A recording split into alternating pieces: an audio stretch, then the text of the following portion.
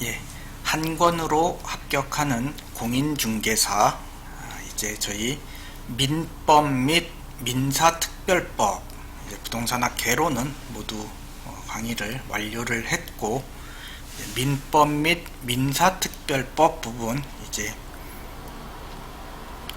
강의를 시작하도록 그렇게 하겠습니다. 민법 같은 경우도 부동산 학개론에서 했었던 것과 마찬가지로 28회 민법 기출문제 어떻게 나왔는지 우선 보는 시간부터 갖도록 그렇게 하겠습니다. 기출문제 지금 처음 공부하는 입장에서 기출문제를 보면서 문제를 직접 맞추겠다 이러기는 사실 현실적으로 좀 어려울 겁니다. 워낙에 법률 용어들로 득실득실하는 그런 지문들을 우리가 봐야 하는 상황이기 때문에 이 내용을 보면서 기출문제를 풀면서 좀 몇 개 건진다 이랬으면 좋기는 하겠지만 현실적으로 아마 그게 조금 어려울 수는 있을 것 같아요. 오히려 부동산학 개론 같은 경우는 좀 상식 차원에서 내가 공부를 안 했어도 좀 상식적으로 이게 좀 말이 안 되는 그런 지문이네 하는 것들이 이제 몇 개 있었을지 모르겠는데, 민법 같은 경우는 좀 그럴 만한 문제들이 사실 조금 없다라고 보는 게 맞을 것 같아요. 우리가 이제 알고 있어야 문제를 맞출 수 있는 그런 상황임에는 틀림이 없지만, 그래도 굳이 우리가 기출 문제 해설을 하고 기출 지문을 분석하는 이유는 이 과정을 통해서 민법 기출 문제 역시 과거의 기출 지문들이 그대로 또는 약간 변형돼서 출제되고 있구나라는 내용을 확인을 할 수 있다면 우리가 앞으로 민법 공부할 때 어떤 식으로 어떤 방향으로 공부하면 되겠다라는 그런 방향을 설정할 수 있으니까, 우리가 어떻게 보면 이제 공부할 범위를 정한다, 그리고 정말 기출 지문 위주로 공부를 해도 문제 맞추는데 큰 어려움이 없겠구나 라는 부분을 확인하는 차원에서 우리가 기출 문제를 한번 전체적으로 꼼꼼하게 살펴본다 이렇게 생각하시면 좋을 것 같습니다. 부동산학 개론 기출 문제 분석할 때는 제가 기출 지문이 반복된다라는 것을 증명을 했어야 하는 상황이었기 때문에 조금 더 기출 문제만으로 이게 맞는지 틀리는지 부분도 일일이 다 확인시켜 드리고 했었는데, 이제 부동산학 개론 부분 우리가 공부하면서 기출 지문이 그대로 반복되는구나 라는 거 이미 확인을 했으니까 민법 같은 경우는 정말로 기출 지문이 어떤 식으로 이렇게 변형이 되어서 또는 동일하게 출제되었는지 확인하는 차원으로만 이렇게 접근하도록 그렇게 하겠습니다. 우리 이미 충분한 믿음이 생겼으니까 민법 역시 이렇게 기출 지문이 변형돼서 출제되고 있구나라는 부분 간단하게 확인하고, 구체적인 내용은 우리가 이제 정규 수업 진행하면서 하나하나 정복해가면 될 것 같습니다.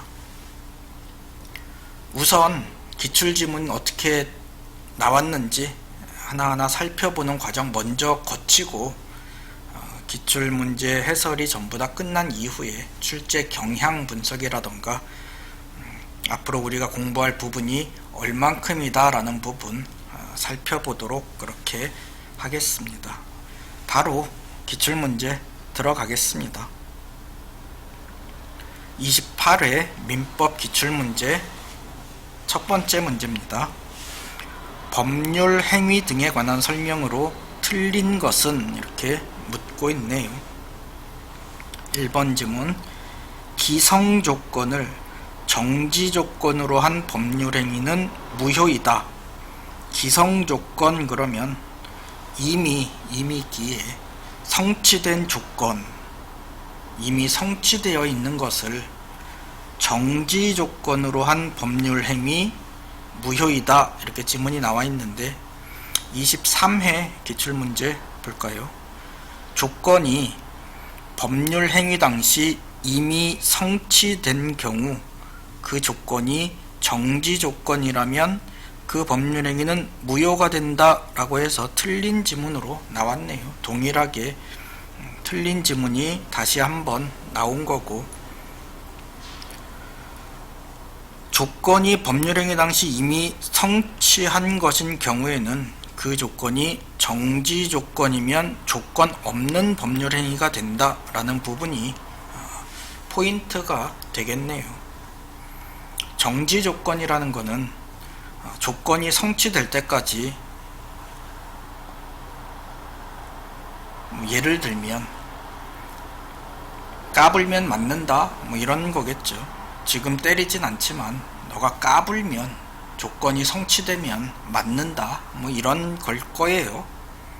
지금은 정지 뭐 X 돼 있으니까 약간 정지 느낌 나죠. 정지하고 아무런 효과가 일어나지 않지만 어떤 조건이 성취가 되면 그때부터 법률 효과가 나타난다 라는 의미, 정지 조건인 것 같아요. 반면에 해제 조건은 지금 조건이 성취되기 전에 이미 해처럼 동그라네요. 이미 법률 효과가 발생하고 있다가 어떤 조건이 성취가 되면 그때부터 법률 효과가 발생하지 않는 이런 상황을 이야기하겠어요. 이게 정지 조건, 예를 들면 공인중개사 시험에 합격하면 차를 사주겠다. 지금 안 사주죠. 공인중개사 시험에 합격하면 그때 차를 사주겠다.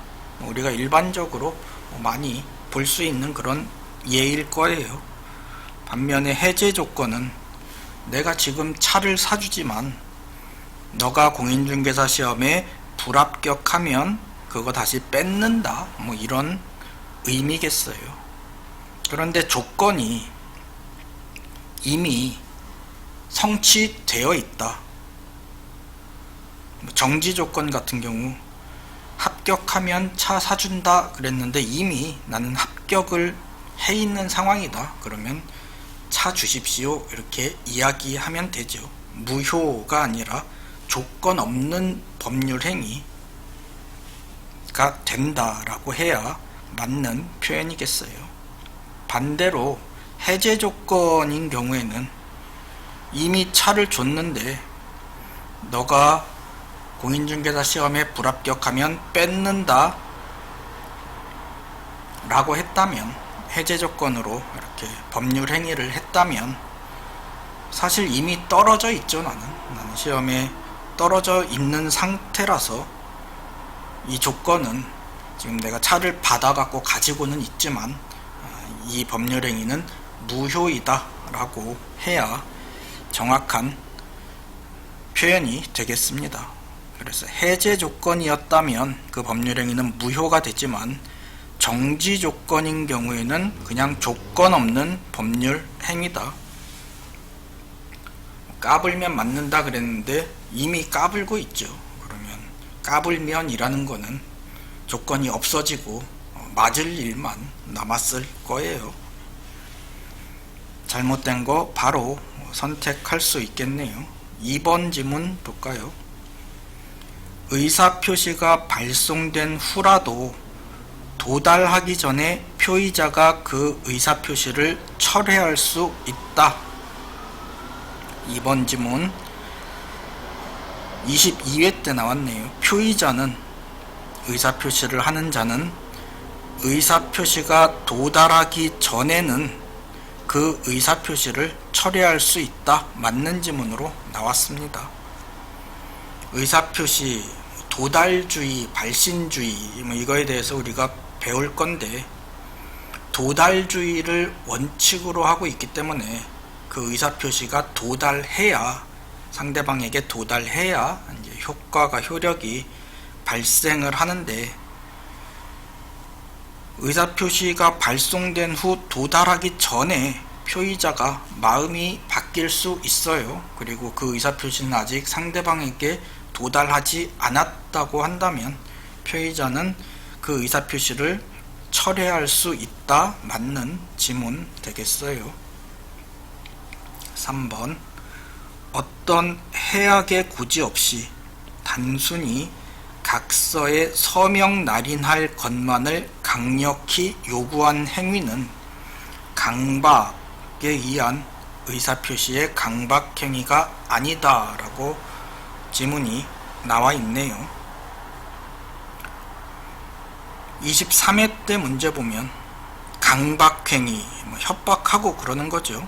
협박해서 어떤 행위를 하게끔 막 한참 협박을 하고 있는데, 그 위법성은 해악의 고지가 거래관념상 그 해악의 고지로서 추구하는 이익 달성을 위한 수단으로 부적당한 경우에 인정되지 않는다. 틀린 지문으로 나왔네요.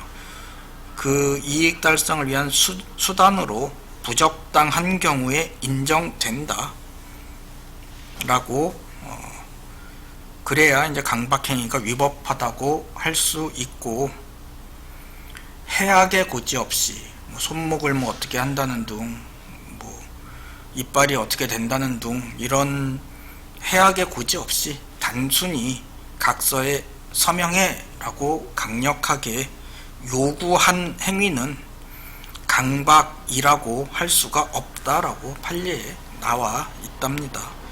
23회 때 지문하고 정확하게 일치하지는 않지만 이 내용으로 좀 어느 정도 유추할 수 있는, 23회 때는 이 앞부분에서 문제가 출제되었고 28회 때는 이 뒷부분에서, 판례의 뒷부분에서 문제가 나온 건데, 아마 23회 때 나온 이 지문을 공부하는 과정에서 뒷부분까지 충분히 공부가 되었을 것이라고 생각은 됩니다만, 정확하게 일치하지 않으니까 세모, 지금 최소한 28회 때 시험에서는 세모라고 해도 되겠습니다.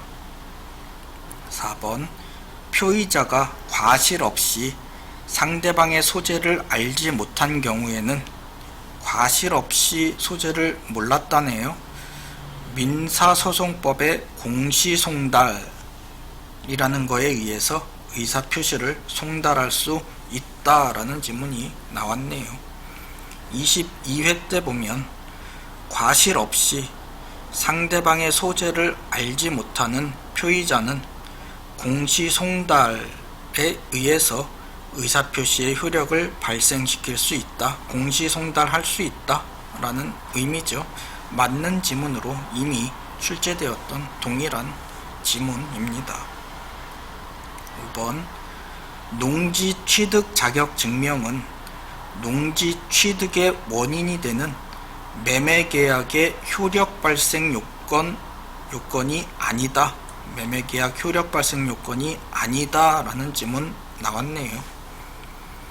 19회 때 보면 농지 취득 자격 증명은 농지 매매의 효력 발생 요건이다 라고 해서 틀린 지문으로 나왔고, 효력 발생 요건이 아니다 해야 맞는 거겠죠. 24회 때는 법률 행위의 효력이 발생하기 위한 요건이 아닌 것, 농지거래계약에서 농지 취득 자격 증명은 효력 발생 요건이 아니다 라고 24회 때도 이미 출제되었었던 그런 문제네요.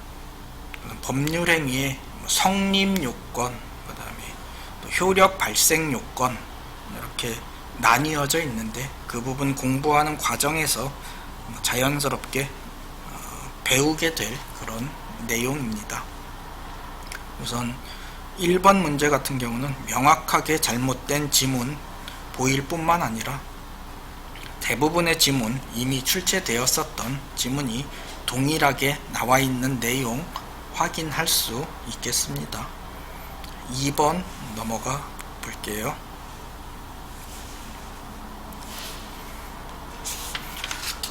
무효와 취소에 관한 설명으로 틀린 것은 묻고 있네요. 1번 무효인 가등기를 유효한 등기로 전용하기로 약정하면 그 가등기는 소급하여 유효한 등기가 된다. 19회 때 지문 한번 볼까요? 무효인 가등기를 유효한 것으로 전용하기로 약정하였다면 가등기는 소급하여 유효한 등기로 된다. 잘못된 지문으로 이미 동일하게 출제가 되었었네요. 잘못된 내용 바로 확인할 수 있고,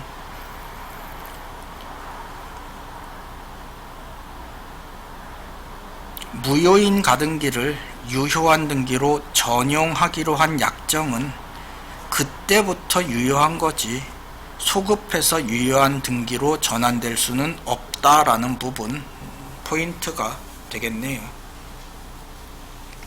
2번 취소권은 추인할 수 있는 날로부터 3년 내에 법률행위를 한 날로부터 10년 내에 행사하여야 한다 라는 지문 나왔습니다. 27회 때 보면 취소권은 취소할 수 있는 날로부터 3년 내에 행사해야 한다. 틀린 지문으로 나왔고, 또 동일하게 취소권은 취소 사유가 있음을 안 날로부터 10년 내에 행사해야 한다. 틀린 지문으로 나왔네요.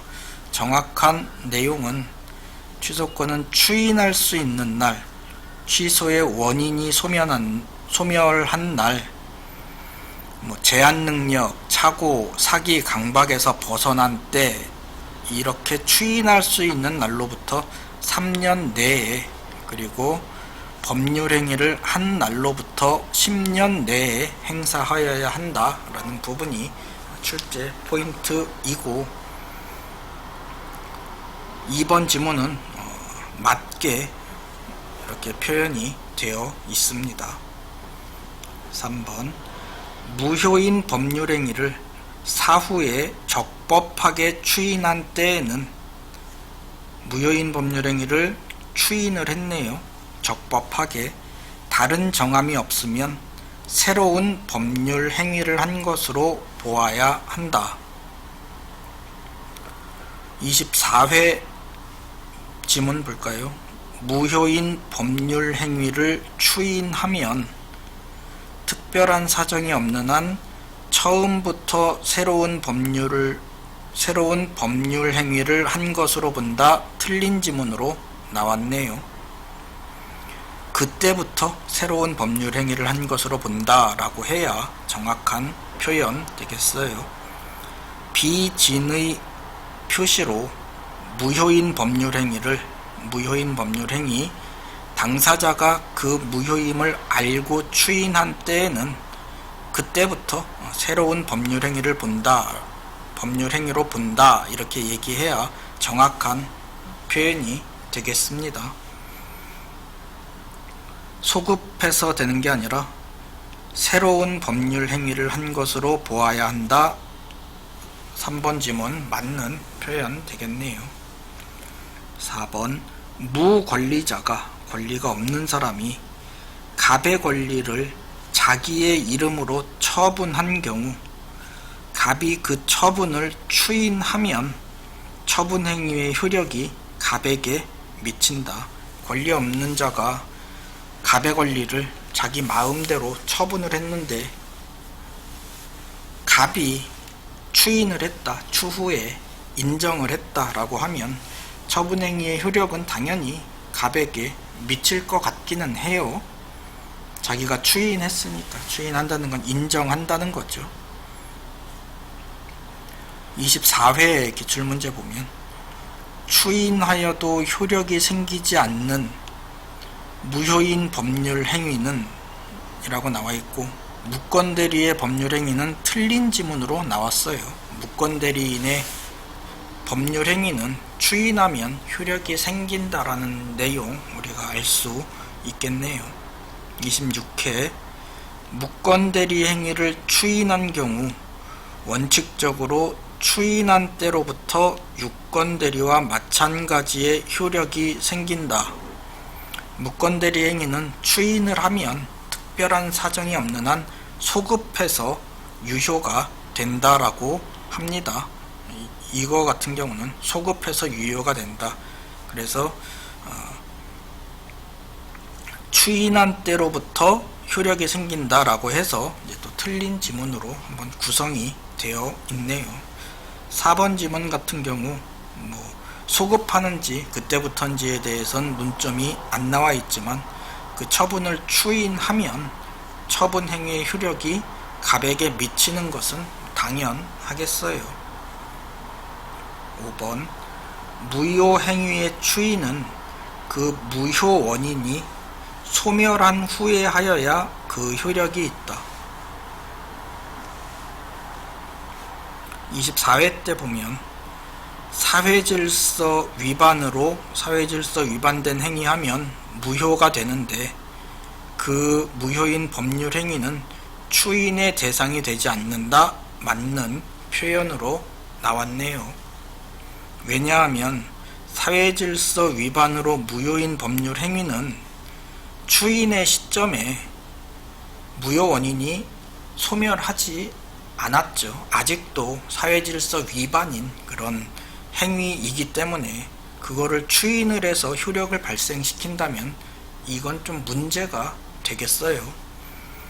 법률행위가 사회질서에 반하거나 불공정한 법률 행위여서 무효인 경우처럼 무효 원인이 해소되고 있지 않은 때에는 추인에 의해 유효하게 될 수 없다. 그렇죠. 추인에 의해 유효하게 될 수 있다면 사회질서에 반한 행동, 불공정한 법률 행위가 추인에 의해서 유효하게 인정되는 꼴이 되니까 이거는 좀 말이 안 되는 상황이 되겠어요. 근데 무효 행위 중에서도 무효 원인이 소멸을 했다라고 한다면 소멸한 후에 추인을 하면 이거는 효력이 생긴다라고 해야 맞는 표현이 되겠습니다. 2번 문제 정답 1번 이렇게 어렵지 않게 찾을 수 있겠네요.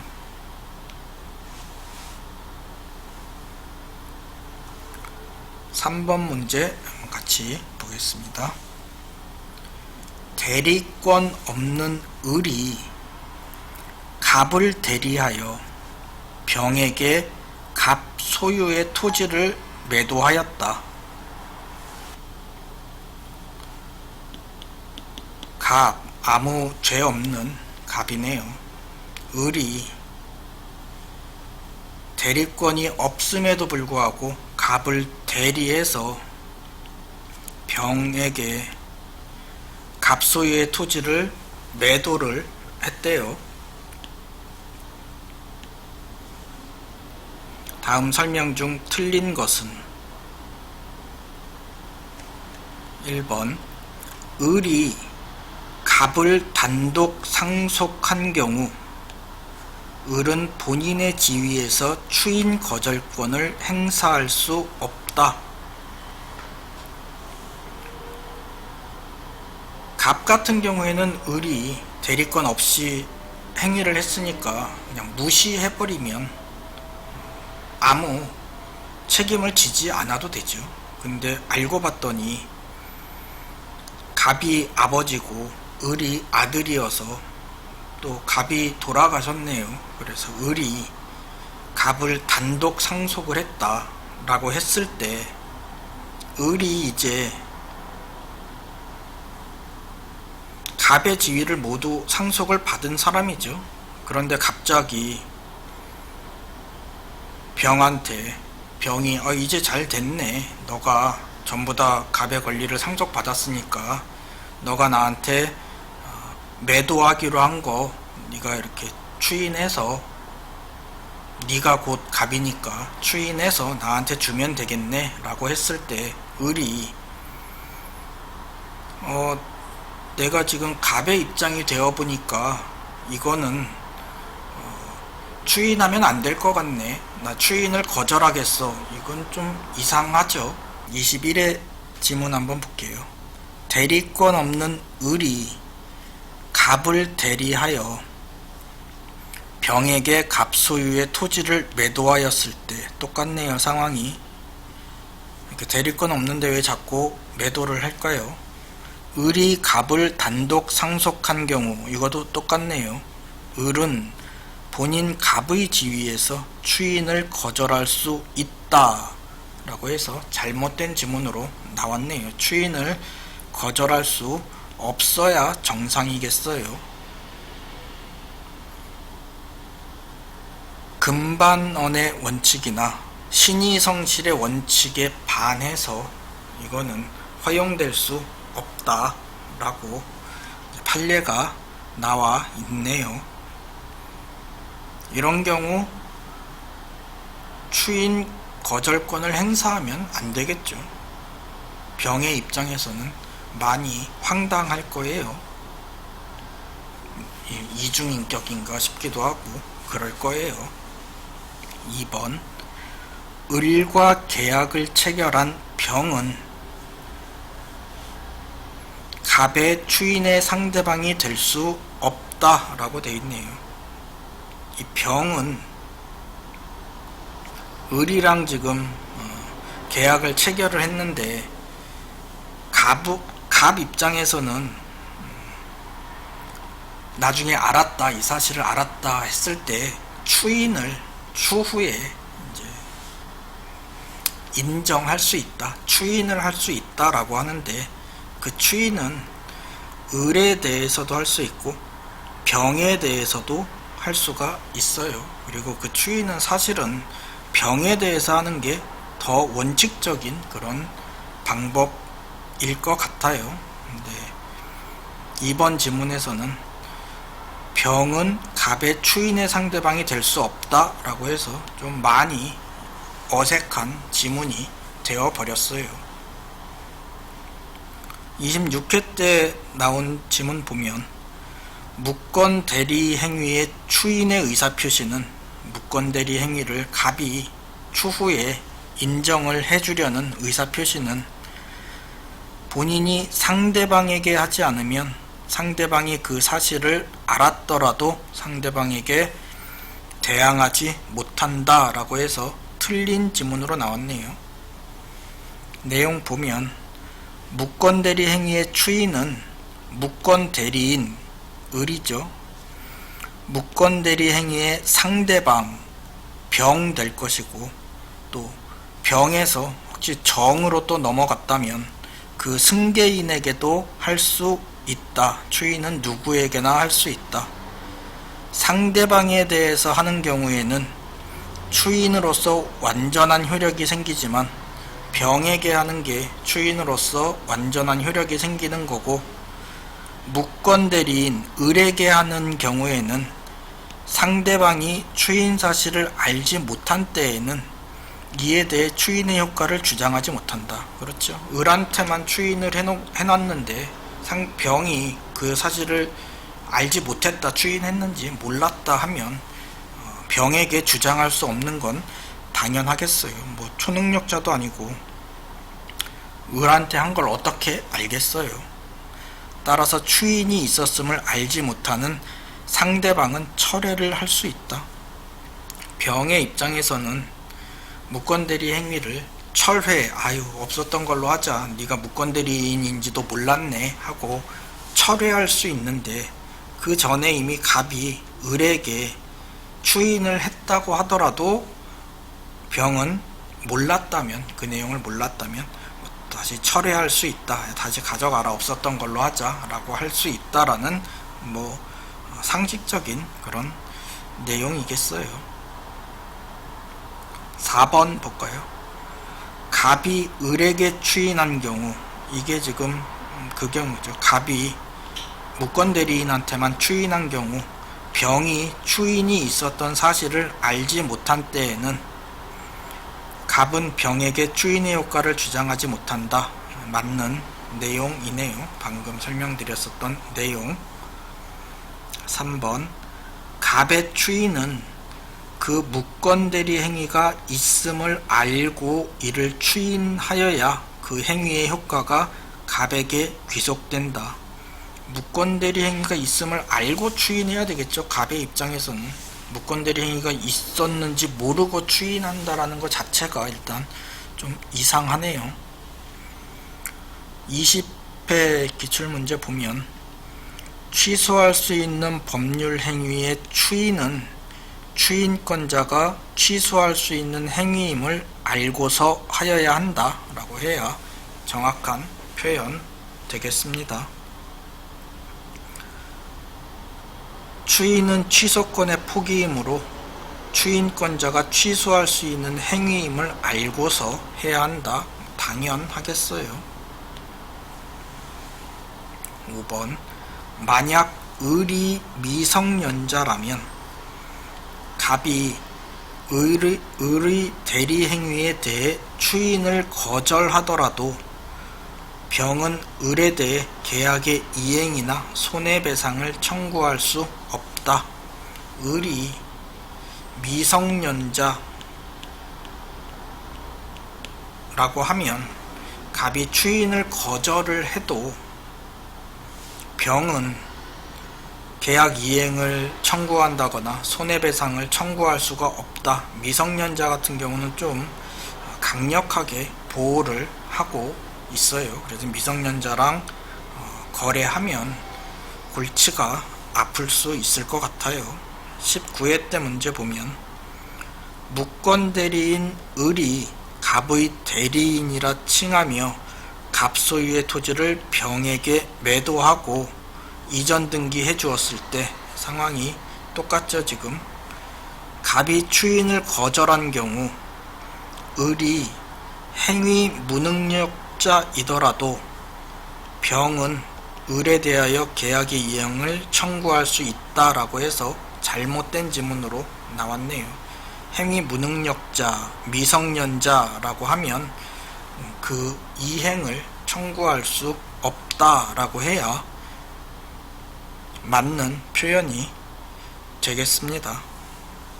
손해배상을 청구할 수 없다. 맞는 그런 내용이네요.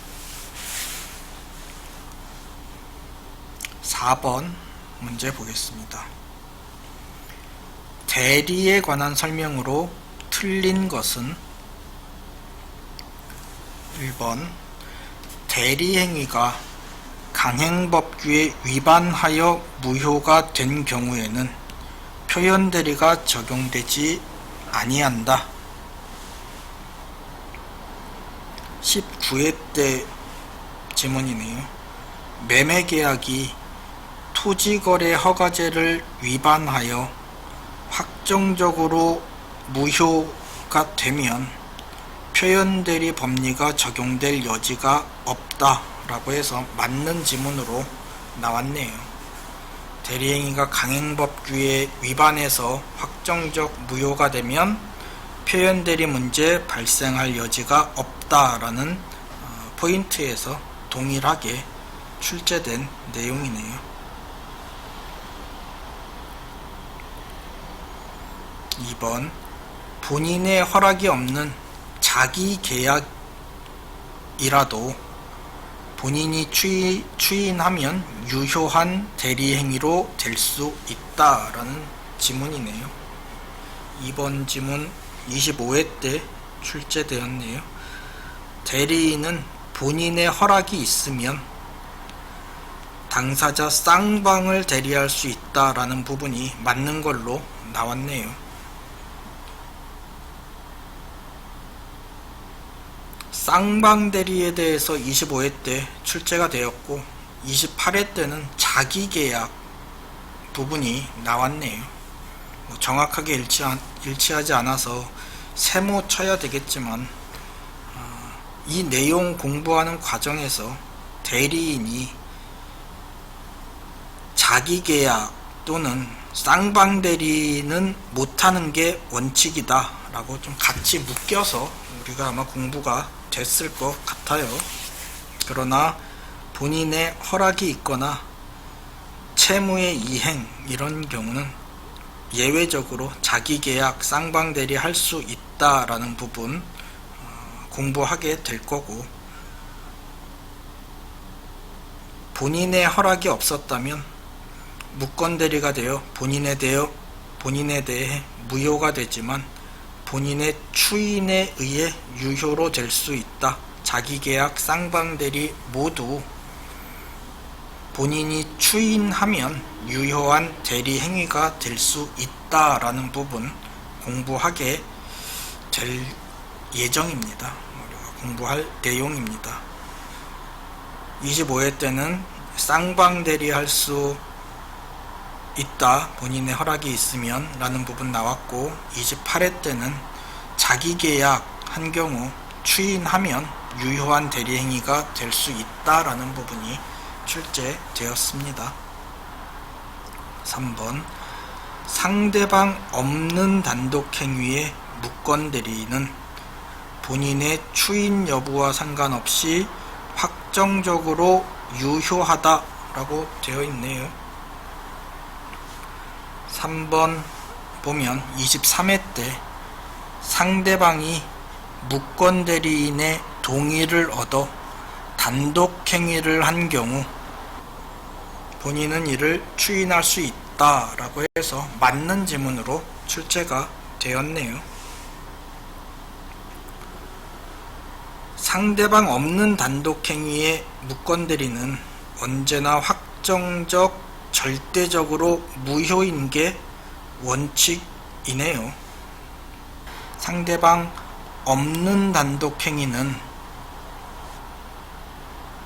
확정적으로 유효하다 그러면 잘못된 내용이고, 상대방 없는 단독행위는 언제나 확정적 절대적으로 무효이다 라고 해야 정확한 표현이고, 상대방 있는 단독행위의 경우 원칙적으로 무효이지만 예외적으로 추인에 의해서 유효가 될 수도 있다 라고 이해하면 좋겠습니다.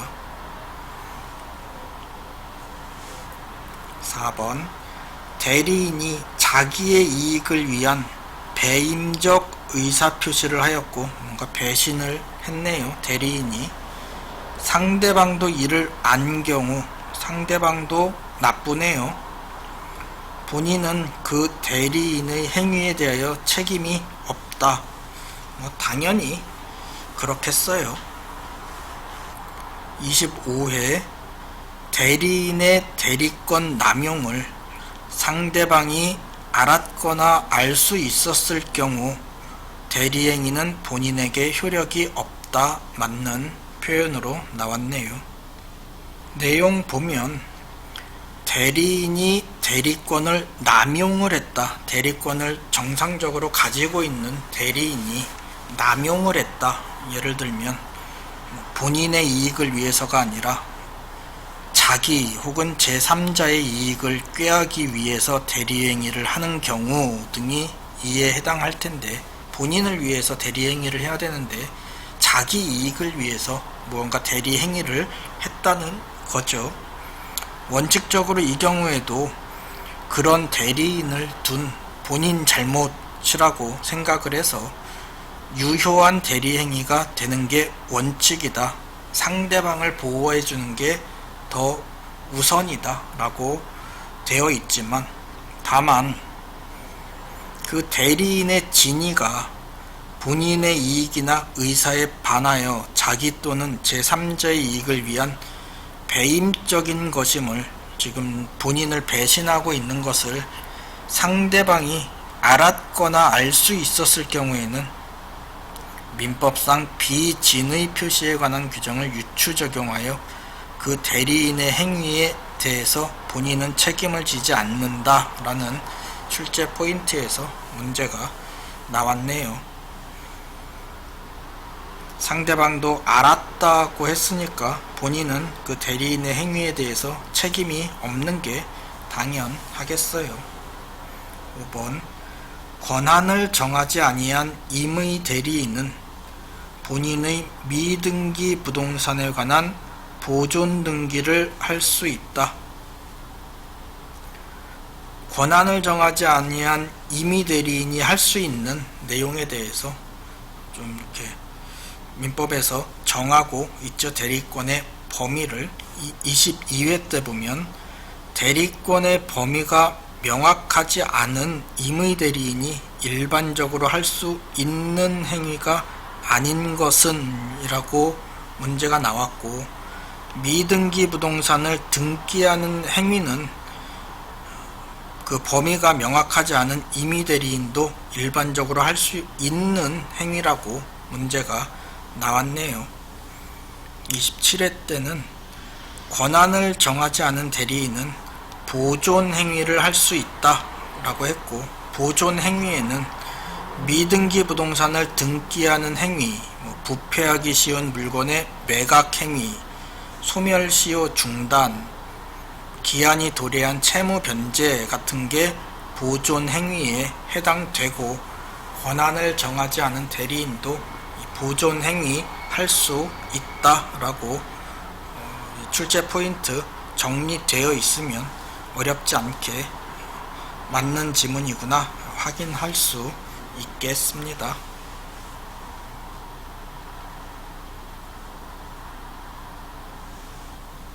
5번 문제 보겠습니다. 다음 중 무효가 아닌 것은 4개는 무효고 하나가 무효가 아니네요. 1번 지문, 상대방과 통정하여 허위로 체결한 매매계약, 통정 허위 표시, 서로 정을 통해서 허위 표시를 했다, 짜고 의사 표시를 했다, 둘이 짜고 무효이다. 22회 때 문제 보면 갑은 강제 집행을 면하기 위하여 을과 통모하여 그의 부동산을 매매의 형식을 빌려 을 명의로 소유권 이전 등기를 마쳤고, 실제 매매가 된 게 아니라 둘이 지금 짜고 소유권 이전 등기를 했죠. 갑과 을 사이에. 을은 그 사정을 모르는 병에게 저당권을 설정해 주면서 금원을 차용하였다. 다음 중 틀린 것. 갑을 사이의 매매계약은 무효이다 라고 한 부분은 맞는 지문으로 이렇게 나왔네요. 통정 허위 표시, 둘이 정을 통한 둘 사이의 계약은 무효이다 라는 부분 확인할 수 있겠습니다. 2번 주택법의 전매행위 제한을 위반하여 한 전매약정. 우리가 앞으로 보게 될 내용 중에 단속규정, 그 다음에 효력규정이라는 부분 배우게 될 텐데, 단속규정의 대표적인 3가지가 무허가 음식점의 음식물 판매 행위, 중간 생략 등기, 전매 금지 규정, 이렇게 3가지가 있는데, 단속 규정 그러면 어떤 처벌은 있을지 몰라도 최소한 사법상의 효력은 유효하다라는 게 단속 규정에 해당하는 거고, 효력 규정 그러면 사법상의 효력을 부정한다 라고 해서 좀 둘을 비교해서 우리가 공부를 하게 될 텐데, 단속 규정 위반한 경우에는 그 사법상 효력은 유효하다라고 이해를 해야 되겠어요. 그래서 무허가 음식점에서 음식물 사 먹으면 그 음식점 사장한테 음식 값은 내야 됩니다. 이거 무어가니까 나 돈을 못 내겠어요 이렇게 하면 안 된다라는 의미이겠어요. 마찬가지로 중간 생략 등기, 전매 금지 규정을 어긴 거 이런 경우에도 사법상 효력은 유효하고 단지 처벌을 받겠죠. 처벌 또는 어떤 불이익 이거는 받을지 몰라도 사법상의 효력에는 영향이 없다라는 부분 우리가 배우게 될 겁니다. 21회 때는 단속 규정 중에서 중간 생략 등기를 금지하는 규정에 대해서 효력 규정이라고 나왔는데 이게 단속 규정에 해당하죠. 그래서 사법상 효력은 유효하다라는 부분 문제 나왔었고, 28회 때는 전매약정 같은 경우 이거 역시 단속 규정에 해당해서 무효가 아니고 사법상 효력은 유효하다라고 우리가 알고 있으면 되겠어요. 근데 정확하게 일치하진 않으니까 이거는 세모 치는 게 맞겠네요.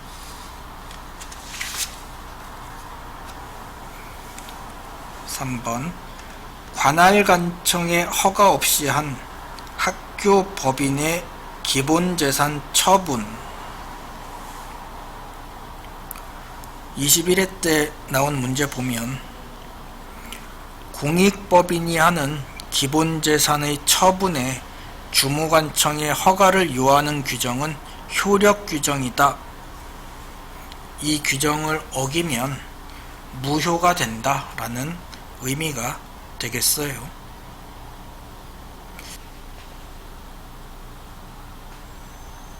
공익법인의 기본재산 처분은 주무관청의 허가를 받아야 하고 이거는 효력 규정이다. 그리고 그 효력 규정에 위반하면 무효가 된다 라고 이해하면 좋겠습니다.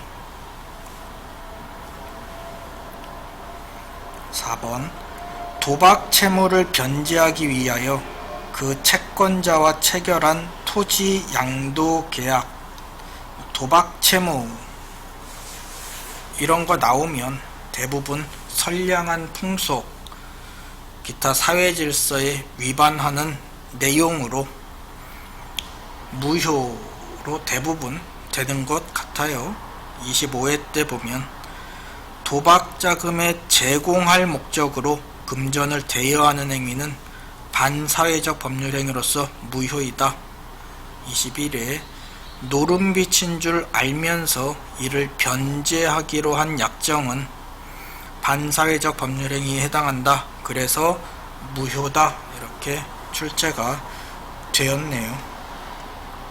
4번 역시 도박 채무를 변제하기 위해서 그 채권자와 체결한 토지 양도 계약 반사회적 법률 행위에 해당하여 무효가 되겠어요. 5번 공무원의 직무에 관하여 청탁하고 그 대가로 돈을 지급할 것을 내용으로 한 약정. 25회 때 보면 공무원의 직무행위에 관하여 부정한 청탁의 대가로 금전을 지급하기로 한 약정은 반사회적 법률행위로서 무효이다. 24회 공무원의 직무에 관하여 특별한 청탁으로 하고 그 보수로 고액의 금전을 지급할 것을 내용으로 한 약정은 반사회적 법률행위로 무효이다. 21회 공무원의 직무에 관하여 특별한 청탁을 하고 그 대가로 부동산을 양도하기로 한 약정, 이거 역시 반사회적 법률행위로 무효이다 라는 내용 반복적으로 출제되고 있는 부분이네요.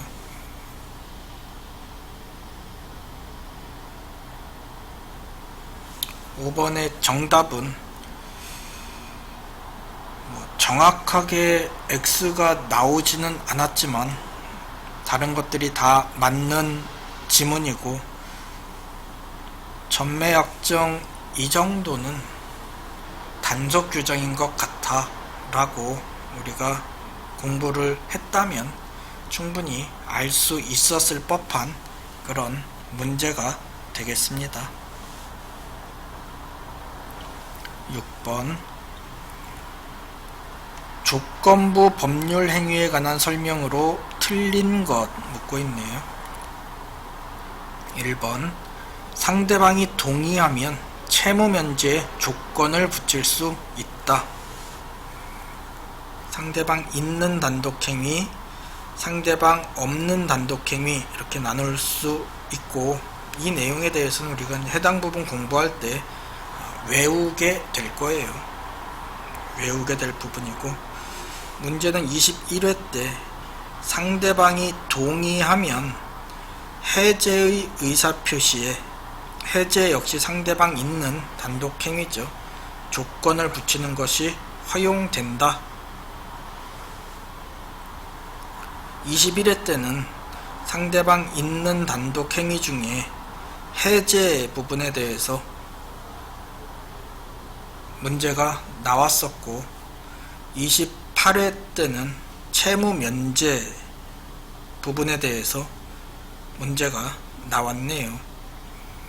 해제, 채무 면제 등 상대방 있는 단독행위는 원칙적으로 조건을 붙이지 못하지만 상대방이 동의하거나, 굳이 자기가 그 불안정한 있겠다라고 동의하거나, 아니면 채무면제 유증처럼 이익만을 주는 경우에는 조건을 붙일 수가 있다라는 부분, 우리가 공부하게 될 부분이고, 좀 정확하게 채무면제에 대해서 나오진 않았지만 해제의 경우, 상대방이 있는 단독행위 중에 해제에 해당하는 부분에 대해서는 동의하면 조건을 붙이는 것이 허용된다라는 부분 이미 우리가 알 수 있었을 것 같습니다. 2번 정지조건부 법률행위는 조건이 불성취로 확정되면 무효로 된다. 이 부분도 이제 앞에 이미 1번에서 문제가 나왔었던 내용이죠. 정지조건부 법률행위 그러면 지금은 아무 효력이 발생하지 않지만 조건이 성취되면 그때부터 법률 효과가 발생한다라는 게 정지 조건. 공인중개사 시험에 합격하면 차를 사주겠다 라던가, 까불면 맞는다 라던가 하는 게 정지 조건에 해당되겠어요. 지금 아무런 법률 효과도 발생하지 않는데 조건이 성취되면 효과가 발생하지만 성취 안 되는 걸로 확정이 됐다면 더 이상 아무 일도 일어나지 않는 거죠. 무효가 된다라고 하면 맞는 표현이겠어요. 25에 출제된 문제 보면 정지조건부 법률행위는 조건이 불성취로 확정되면 그 법률행위는 무효이다. 맞는 지문으로 동일하게 나왔습니다. 3번 조건을 붙이는 것이 허용되지 않는 법률 행위에 조건을 붙인 경우 다른 정함이 없으면 그 조건만 분리하여 무효로 할 수 있다. 23회 기출문제 보면 불법 조건이 붙어있는 법률 행위는 그 조건만이 무효가 된다 라고 해서 틀린 지문으로 나와 있네요. 조건만 분리해서 무효가 되는 게 아니라 그 법률행위 전부가 무효가 된다 라고 해야 맞는 표현이겠어요. 20회 때 기출문제 보면 조건이 선량한 풍속, 기타 사회 질서에 위반한 경우 그 조건만이 무효이고 법률행위는 유효이다. 조건만 무효라고 한 이 지문 역시 잘못된 지문으로 출제가 되었네요.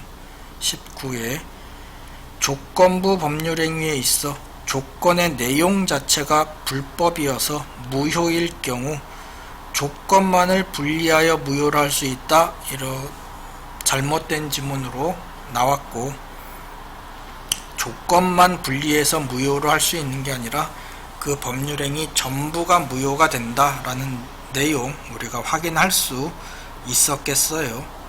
조건만 분리하여 무효로 할 수 있다, 잘못된 지문이구나 라는 내용 볼 수 있겠습니다. 4번, 당사자가 조건 성취의 효력을 그 성취 전에 소급하게 할 의사를 표시한 때에는 그 의사에 의한다. 21회, 당사자가 조건 성취의 효력을 그 성취 전에 소급하게 할 의사를 표시하더라도 당사자 사이에서 법률행위는 조건이 성취한 때부터 효력이 생긴다, 잘못된 지문으로 나왔었네요. 원칙적으로 그때부터 효과가 발생을 한다, 소급하지 않는 게 원칙이지만 당사자가 조건 성취의 효력을 굳이 성취 전에 소급하게 할 의사를 가지고 있다면, 둘 다 가지고 있다면 굳이 막을 필요 없다라는 의미겠어요. 알아서 해라, 그럼 소급하게 너네가 하겠다면 그렇게 해라 라고 인정해주는 그런 내용이겠네요. 이거 역시 지문이 동일하게 출제되었습니다. 5번, 정지 조건의 경우에는 권리를 취득한 자가 조건 성취에 대한 증명 책임을 부담한다. 이 지문은 출제된 적은 한 번도 없네요. 정지조건부 법률행위에서 조건이 성취되었다는 사실은 이에 의하여 권리를 취득하고자 하는 자에게 증명 책임이 있다. 권리를 취득하는 자, 저 공인중개사 시험에 합격했으니까 차 주세요, 차 사주세요 라고 하는 사람이 이 조건 성취에 대한 증명 책임이 있겠죠.